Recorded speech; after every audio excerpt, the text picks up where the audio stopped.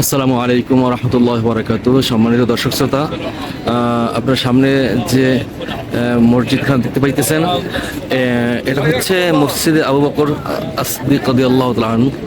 এই যে মসজিদে আবু বকর সিদ্দিক, হযরত আবু বকর সিদ্দিক রাদিয়াল্লাহু তাআলা আনহুর মদিনার যে বাড়িটা সেটা এখানেই ছিল। এই যে সেখানে এখন মসজিদ করা হয়েছে।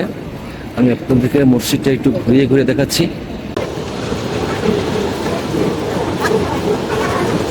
এটা হচ্ছে মসজিদে আবু বকর সিদ্দিক। আপনাদেরকে আমি ভিতরে গিয়েও দেখাবো, মসজিদের ভিতরের অংশ দেখাবো। ফাঁকে একটু দেখে নেন, এই যে কি পরিমাণ কবুতর। নতুন খাবার দিতেছে, খাবার কিনে তারপর খাবার দিতেছে।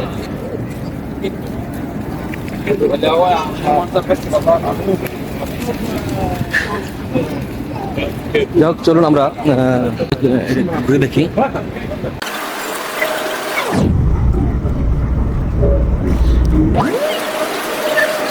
অনেক ছোট্ট একটা মসজিদ। এখানে হযরত আবু বকর সিদ্দিক রাদিয়াল্লাহু তাআলা আনহুর ঘর ছিল, মদিনার ঘর।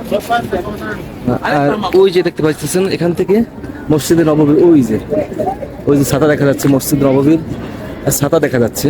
আর এর পাশে হচ্ছে মসজিদে গামামা, ওই যে মসজিদে গামামা। তো মসজিদে গামামার সম্পর্কে একটি ভিডিও আমরা আপনাদেরকে দেখানোর চেষ্টা করেছি। আজকে আসলাম মসজিদে আবু বকর সিদ্দিক।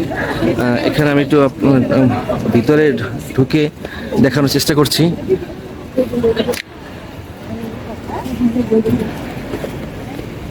একেবারে ছোট্ট একটা মসজিদ।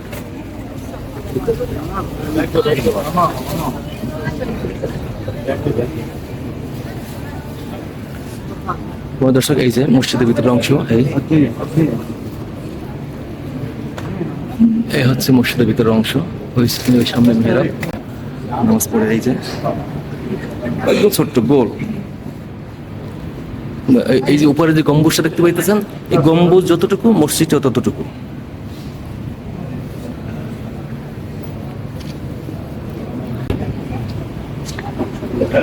পুলিশ ভাইরা সিকিউরিটিতে আছে।